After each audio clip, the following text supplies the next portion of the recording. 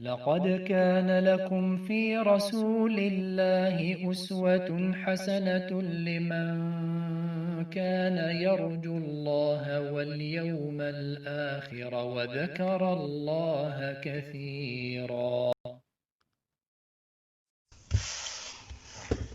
إن الحمد لله نحمده ونستعينه ونستغفره ونعوذ بالله من شرور أنفسنا ومن سيئات أعمالنا، من يهده الله فلا مضل له ومن يضلل فلا هادي له، وأشهد أن لا إله إلا الله وحده لا شريك له،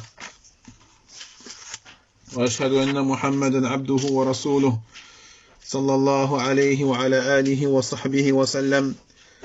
يا أيها الذين آمنوا اتقوا الله حق تقاته ولا تموتن إلا وأنتم مسلمون.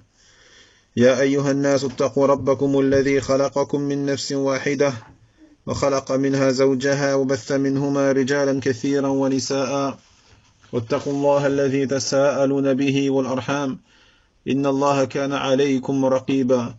يا أيها الذين آمنوا اتقوا الله وقولوا قولا سديدا يصلح لكم أعمالكم ويغفر لكم ذنوبكم، ومن يطع الله ورسوله فقد فاز فوزا عظيما. أما بعد، فإن أصدق الحديث كتاب الله، وخير الهدي هدي محمد بن عبد الله، وشر الأمور محدثاتها، وكل محدثة بدعة، وكل بدعة ضلالة، وكل ضلالة في النار. إخوتي في الله والأخوات، السلام عليكم ورحمة الله وبركاته. وبحمد الله سبحانه وتعالى ما زلنا نقرأ شرح الأرجوزة المئية في ذكر حال أشرف البرية صلى الله عليه وسلم للعلامة ابن أبي العز الحنفي رحمه الله تعالى، مع شرح فضيلة الشيخ عبد الرزاق ابن أبي المحسن البدر حفظهم الله عز وجل. فقال الناظم رحمه الله تعالى: وبعد 52 أتى 70 في الموسم هذا ثبتا، من طيبة فبايعوا ثم هجر مكة يوم 2 من شهر صفر، فجاء طيبة الرضا يقينا إذ كمل 53 في يوم الاثنين، ودام فيها 10 سنين كملا نحكيها.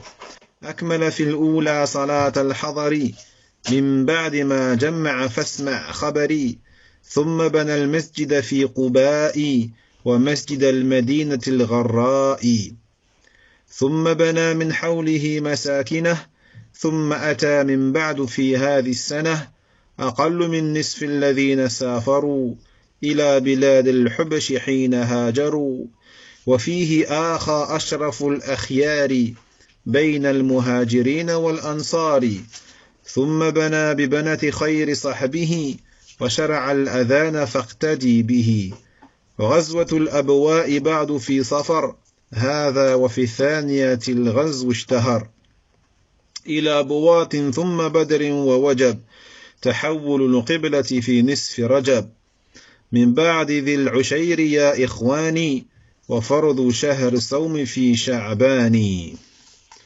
فالحمد لله سبحانه وتعالى لما فرغ الناظم من حوادث السنة الأولى من حوادث السيرة النبوية في المدينة، أتبعها بحوادث السنة الثانية فيها، فذكر 14 حادثة. فالحادثة الأولى غزوة بواط. Donc, par la grâce d'Allah subhanahu wa ta'ala, on continue notre explication du poème Al-Urjuzatul Mi'iyya de l'imam Al-Allama Ibn Abil Izz Al-Hanafi rahimahullah ta'ala. Donc, lorsque le poète a terminé d'énoncer les événements s'étant déroulés la première année parmi les événements de la biographie prophétique à Médine, il enchaîne ici avec les événements de la deuxième année de la vie du prophète sallallahu alayhi wa sallam à Médine.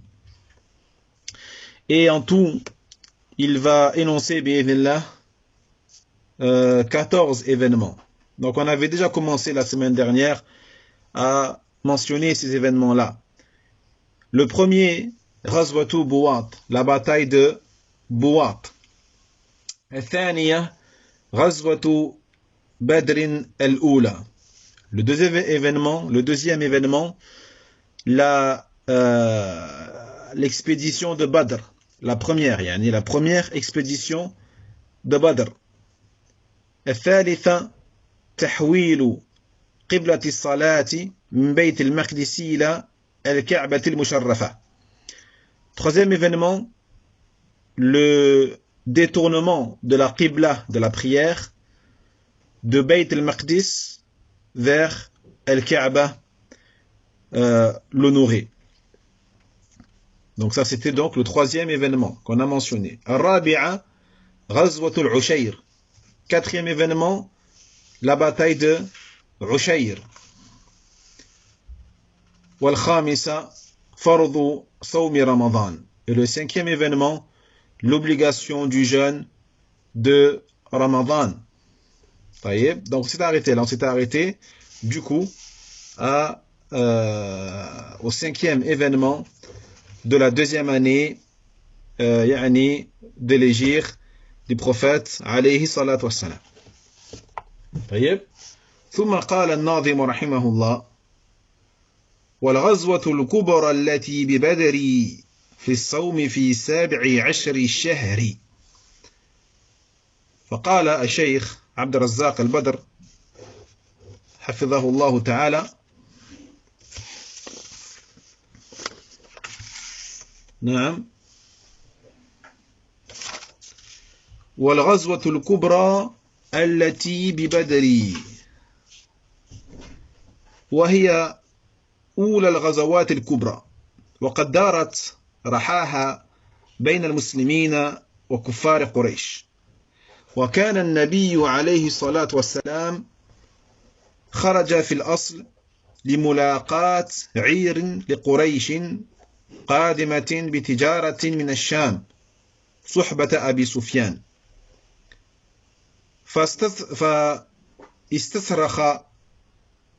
فاستصرخ أبو سفيان قريشا في مكة وأرسل لهم الصريخ فتجهزوا وخرجوا لملاقاة النبي عليه الصلاة والسلام. وفرت العير وتلاقى النبي صلى الله عليه وسلم والمشركون في الموقعة المعروفة ببدر وحصل القتال والتحم صفان ومن الله عز وجل على المؤمنين بالنصر المبين وانهزم الكفار شر هزيمة وأعطوا أكتافهم المؤمنين أو للمؤمنين فارين يأسر المسلمون منهم فريقا ويقتلون فريقا فأسروا منهم 70 وقتلوا منهم 70 وقتل كثير من أعيانهم وكبرائهم وأشرافهم في هذه المعركة. وكان صلوات الله وسلامه عليه في ليلة القتال عين مصارع كبراء هؤلاء فكان يشير إلى أمكنة معينة كما ثبت في الصحيح يقول هذا مصرع فلان وهذا مصرع فلان فما أخطأ أحد منهم الموضع الذي عينه النبي الكريم صلوات الله وسلامه عليه. Donc, il dit ici l'auteur, rahimahullah ta'ala, est la première ou la grande bataille plutôt qui s'est déroulée à Badr. Donc, ce fut la première des grandes batailles durant laquelle donc les musulmans se sont confrontés aux mécréants de Quraysh.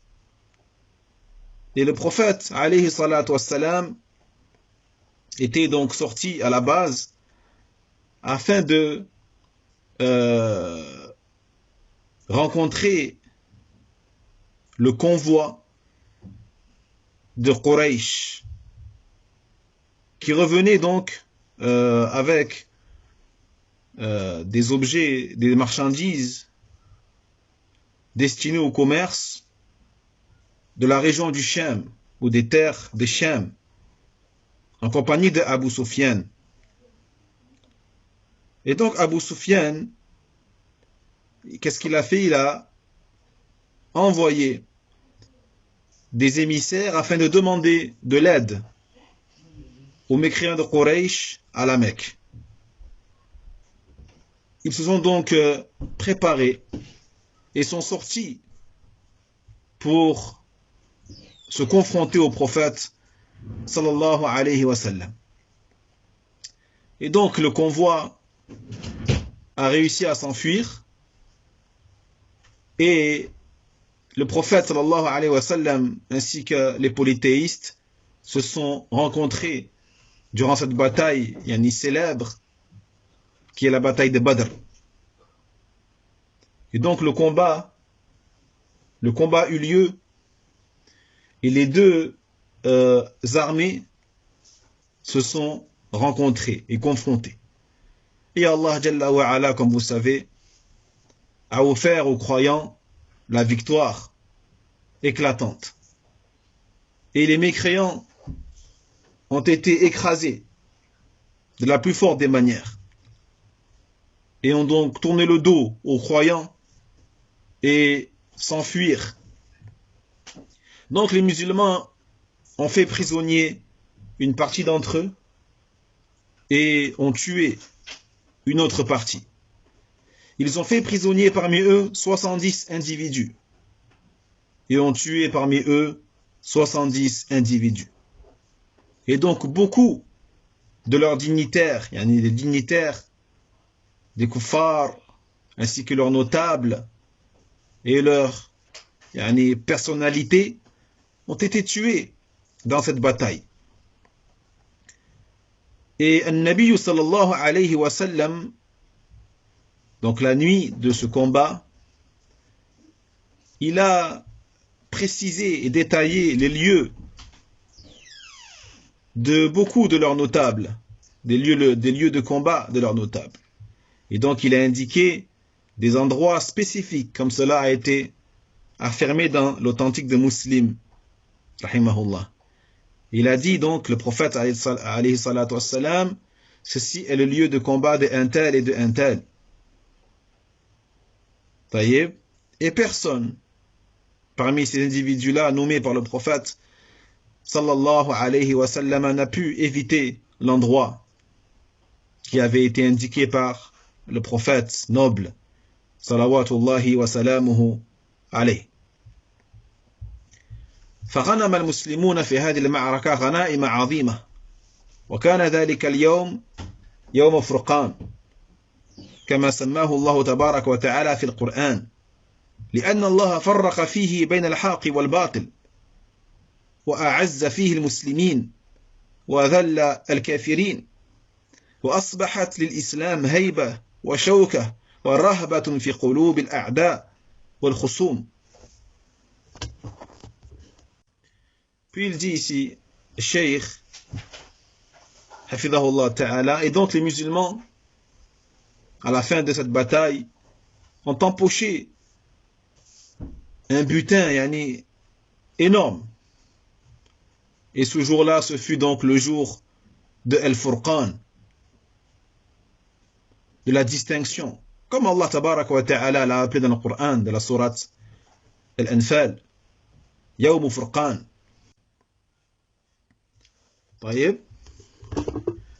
Donc pourquoi Allah Jalla wa Ala l'a appelé le jour de la distinction?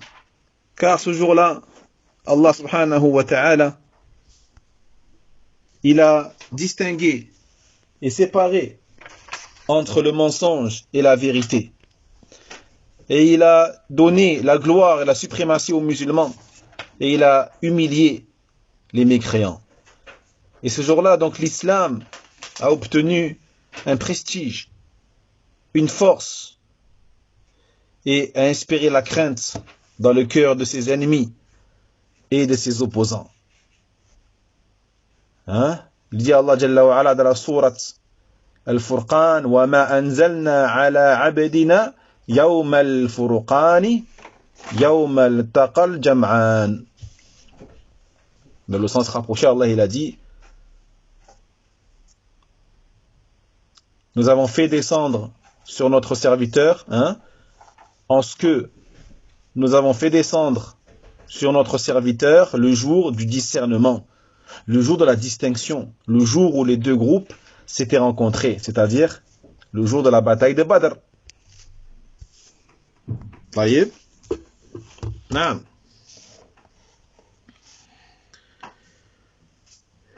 ثم قال: في الصوم في 17 الشهر، أي في اليوم 17 من شهر الصوم شهر رمضان المبارك من السنة الثانية للهجرة. Puis après l'auteur, qu'est-ce qu'il dit, rahimahullah?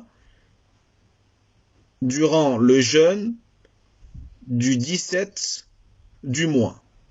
Ça veut dire que cette bataille-là, elle a eu lieu le 17e jour du mois du jeûne de Ramadan, béni, durant la 2e année de l'Hégire. Donc si on te demande quand s'est déroulée la bataille de Badr, la réponse, le 17 du mois de Ramadan, la 2e année de l'Hégire. طيب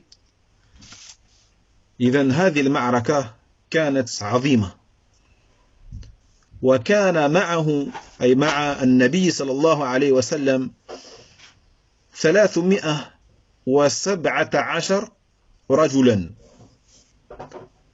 والهدف هو الاستيلاء على القافلة. فأرسل أبو سفيان كما ذكرنا إلى مكة برسالة يستنفر قريشا لنجدة أموالهم،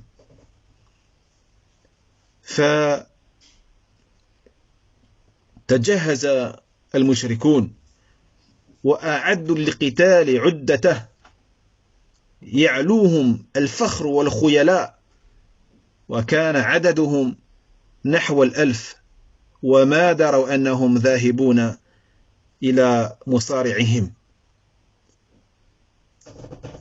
فلما كانوا قريبا من بدر جاءهم الخبر بنجاة القافلة، ولكن أبى أبو جهل ومن معه الرجوع، وأرادوا إظهار قوتهم وإثبات بطولتهم فيما يظنون، وأرادوا أن يوجعوا أهل الإسلام، فأتاهم الله من حيث لم يحتسبوا، وجعل غرورهم وافتخارهم وبالا عليهم، فهزموا شر هزيمة، ما قال الشيخ العتيبي: وكان معركة حاسمة فاصلة، ويومها يوم الفرقان كما سماه الله جل وعلا في القرآن الكريم، وساعدت في انتشار الإسلام وهيبة أهله، حتى أن من لم يسلم من أهل المدينة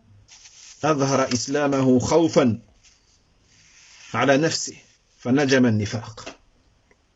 يجي الشيخ العتيبي حفظه الله تعالى: le prophète, donc, durant cette bataille-là, il était sorti avec 317 hommes. Avec 317 hommes. Et donc, leur objectif, c'était de quoi? C'était de s'emparer du convoi des kuffars de Quraysh.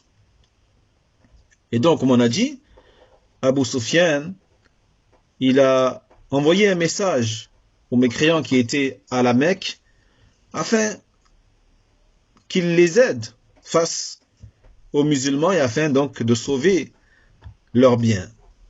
Et donc les polythéistes se sont préparés, ont préparé leurs armes, leurs boucliers, leurs lances, leurs flèches, et sont partis donc avec l'orgueil, avec la vantardise et la vanité. Et par contre, eux, ils étaient 317. Donc il est parti avec 317 hommes. Alors que les kuffars, eux, étaient combien? ils étaient environ 1000. Ils étaient 1 millier. 1 millier. Mais ils ne savaient pas qu'ils allaient à leur échec et leur défaite. Et lorsqu'ils étaient donc proches de Badr, ils ont appris l'information comme quoi le convoi de Quraysh avait réussi donc à s'enfuir. Donc ils auraient pu faire demi-tour et ne pas combattre, puisque le convoi avait été sauvé des mains des musulmans. Mais Abu Jahl, il a refusé. Il a refusé de faire demi-tour et de rentrer à la Mecque. Et les kuffars donc ont persisté à vouloir, soi-disant, montrer leur puissance et leur force. Ont voulu manifester leur héroïsme comme ils croyaient. Et ils ont voulu également faire du mal aux musulmans. Et Allah Jalla wa Ala donc leur a fait subir des choses auxquelles ils ne s'attendaient pas. Et Allah Jalla wa Ala a fait de leur vanité et de leur orgueil un fléau pour eux. Ils ont donc été défaits et ont subi une défaite énorme. Et ce fut donc une bataille, la bataille de Badr, une bataille donc éclatante. Et ce jour-là, encore une fois, on l'appelle le jour du discernement, ou le jour d'Al-Furqan, de la séparation entre le faux et le vrai, comme Allah Jalla wa Ala l'a appelé, Yawm al-Furqan.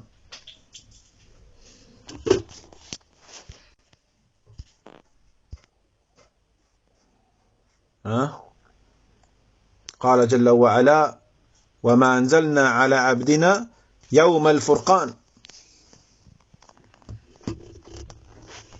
Et donc cette bataille-là a eu des conséquences et des répercussions très positives pour l'islam, pour la propagation de l'islam, pour le prestige des musulmans, jusqu'à ce que même ceux qui étaient à Médine et qui n'avaient pas encore embrassé l'islam, eh bien ils ont commencé à montrer en apparence l'islam, car ils avaient peur pour eux-mêmes.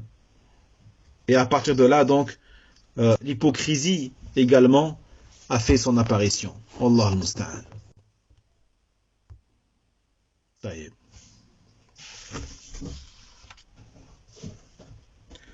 ثم قال الناظم رحمه الله ووجبت فيه زكاة الفطر من بعد بدر بليال 10 وفي زكاة المال خلف فدر. وقوله رحمه الله ووجبت فيه أي شهر الصوم. زكاة الفطر أي الفطر من شهر رمضان المبارك صاعا من طعام عن الصغير والكبير والذكر والأنثى والحر والعبد. وتسمى هذه الزكاة زكاة الفطر لأنها تتعلق بالفطر من صيام شهر رمضان المبارك من بعد بدر بليال 10 أي أن زكاة الفطر وجبت في آخر شهر رمضان بعد غزوة بدر ب10 ليال. ووقعت بدر كانت في 17 منه فبعدها بليال 10 أي قبل ختم الشهر بيومين أو 3 فرضت هذه الزكاة. Puis l'auteur, qu'est-ce qu'il dit, rahimahullah ta'ala, et la zakat al-fitr a été rendue obligatoire à ce moment-là, c'est-à-dire pendant le mois du jeûne, le mois de Ramadan. D'accord? Donc on a vu, la bataille de Badr s'est déroulée quel jour? Le 17 de quel mois? Du mois de Ramadan. Quelle année? L'an 2 de l'Hégire. L'an 2 de l'Hégire. Taïeb. Eh bien, il faut savoir qu'à la fin du mois de Ramadan, c'est-à-dire 10 nuits après la bataille de Badr, la zakat al-fitr a été rendue obligatoire. D'accord? Dans zakat al-fitr que vous connaissez, c'est donc là par rapport à la rupture du jeûne du mois de Ramadan. Donc la zakat al-fitr, c'est en quantité un sa'. La quantité de un sa' de nourriture, donc, que tout individu se doit de verser. L'enfant comme l'adulte, le garçon comme la fille, celui qui est libre comme celui qui est esclave. Et pour quelle raison on appelle cette zakat, on l'appelle zakat al-fitr? Eh bien parce que elle est relative au fitr. Et le fitr, c'est quoi? C'est la rupture du jeûne du mois de Ramadan béni.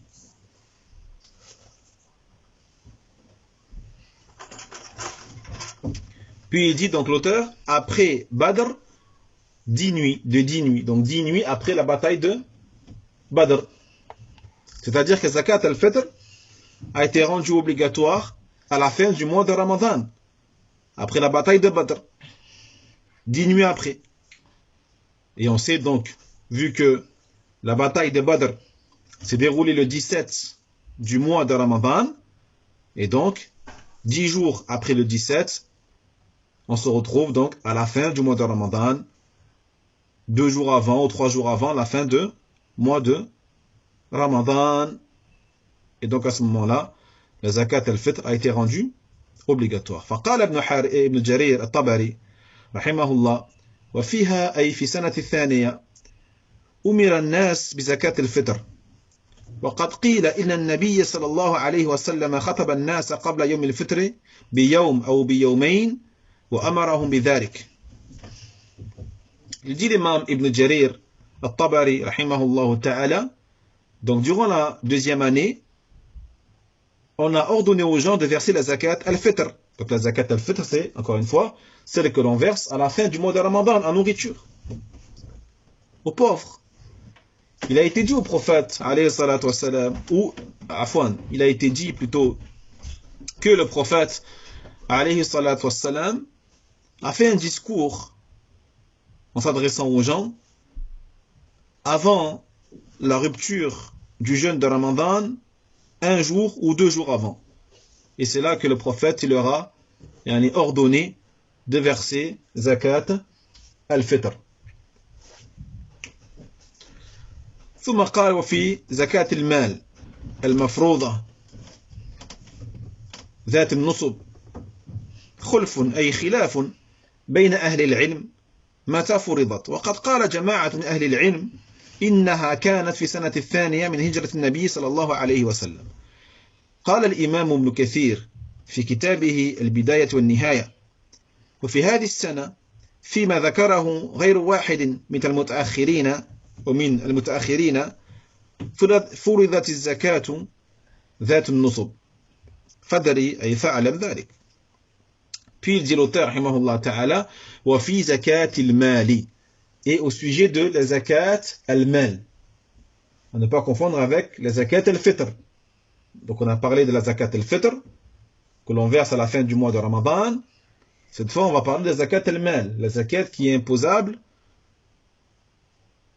imposée sur les biens de la personne, obligatoire. Et bien sûr, chaque bien va comporter un nisab, c'est-à-dire un seuil à partir duquel la zakat devient obligatoire. D'accord? Il dit l'auteur, au sujet de cette zakat al-mal, sur les biens, il y a un khulf. C'est quoi un khulf? C'est une divergence. Un khilaf, un khulf, entre les savants, sur à quel moment cette zakat al-mal a été rendue obligatoire. Donc les savants ont divergé sur le moment auquel cette zakat est devenue obligatoire. Donc un groupe parmi les savants, ils ont dit qu'elle est devenue obligatoire la deuxième année de l'hégire du prophète sallallahu alayhi wa sallam. Il dit l'imam Ibn Kathir rahimahullah ta'ala dans son livre Al-Bidayah wa Nihaya, il dit, et cette année-là, par rapport à ce qu'ont cité plus d'un savant parmi les derniers savants, muta'akhirin, eh bien la zakat, al-mal, a été rendue obligatoire la zakat qui comporte, comme on a dit, des seuils à partir desquels la zakat devient obligatoire. En arabe, on dit al-nusub, qui est le pluriel de nisab. Al-nisab, c'est le mufrad, et le jam, c'est nusub. Puis dit l'auteur, fadari, et sache cela, et sache que donc la zakat al-mal est devenue obligatoire la deuxième année de l'hégire. Non.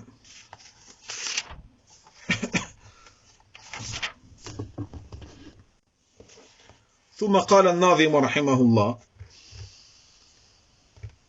وماتت ابنة النبي البري صلوات الله وسلامه عليه رقية رضي الله عنها قبل رجوع السفر أي قبل رجوع الجيش الذين سافروا للقتال إلى المدينة.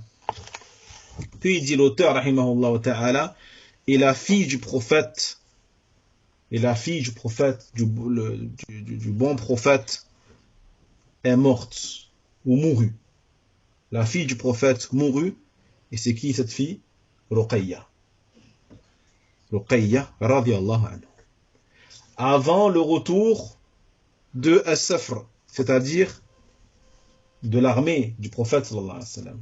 Yani avant que la troupe des musulmans soit revenue du combat de Badr, de la bataille de Badr à Médine, avant qu'il retourne à Médine, donc sa fille Ruqayya mourut. Radiyallahu anha. والنبي صلى الله عليه وسلم لما انتهت المعركة أقام بالعرصة 3 أيام وكان من عادته عليه الصلاة والسلام كما ثبت في الصحيحين إذا ظهر على قوم أقام بساحتهم 3 ثم رجع فلما أقام بساحتهم ثم سار ومعه الأسارى والغنائم قافلا من معركة بدر إلى المدينة بعث عليه الصلاة والسلام بين يديه إلى المدينة بشيرين يبشران بالفتح والنصر وهما عبد الله بن رواحة إلى أعالي المدينة وزيد بن حارثة إلى سافلة. فقال أسامة بن زيد فأتانا الخبر حين سوينا التراب على رقية بنت رسول الله صلى الله عليه وسلم بالفتح والنصر والظفر على من أشرك بالله وجحده وبه كفر. Donc le prophète alayhi salatu wassalam, lorsque la bataille de Badr se termina, il avait l'habitude de rester sur place, de rester donc sur ce champ, cet endroit-là pendant 3 jours. Pendant 3 jours.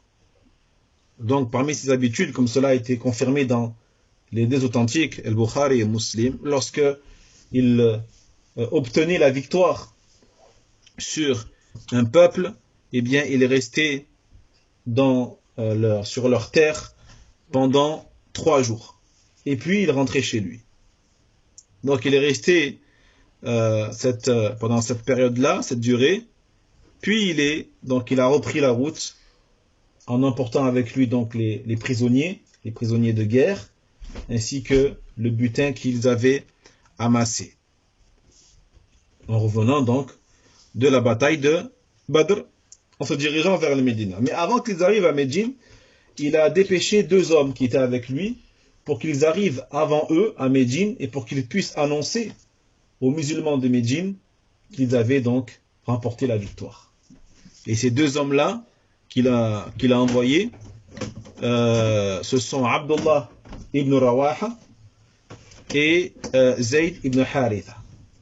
Donc il a envoyé Abdullah ibn Rawaha pour qu'il puisse annoncer cette nouvelle-là au nord de Médine, alors que Zayd ibn Haritha, il a envoyé au sud de Médine, pour qu'il puisse donc annoncer à tout le monde en même temps la nouvelle, Inch'Allah ta'ala.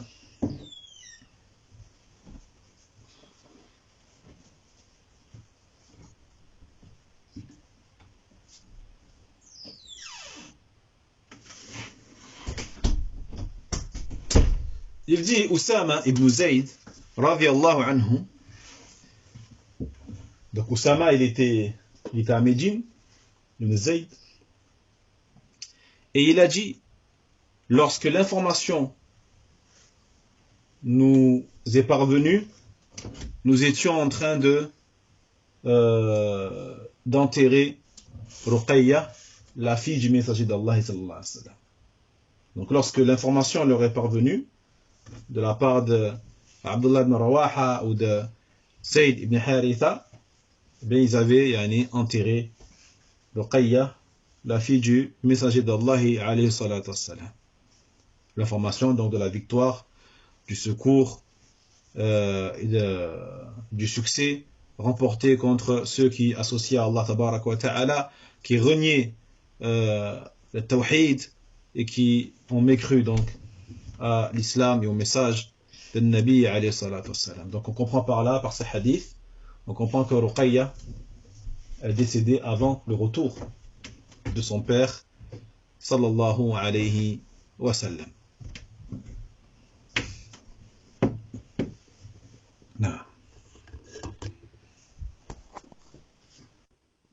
ثم قال الناظم رحمه الله زوجة عثمان أي زوجة ابن عفان رضي الله عنه وكان قد احتبس عندها بالمدينة بأمر النبي صلى الله عليه وسلم يمرضها لأن النبي صلى الله عليه وسلم ذهب إلى المعركة وهي مريضة ولهذا قسم له النبي صلى الله عليه وسلم في غنائم بدر. Et on finit sur ça, Inch'Allah Ta'ala. Donc il faut savoir que Ruqayya, c'est non seulement la fille du prophète sallallahu alayhi wa sallam, mais c'était aussi l'épouse du compagnon Uthman ibn Affan radiyallahu anhu.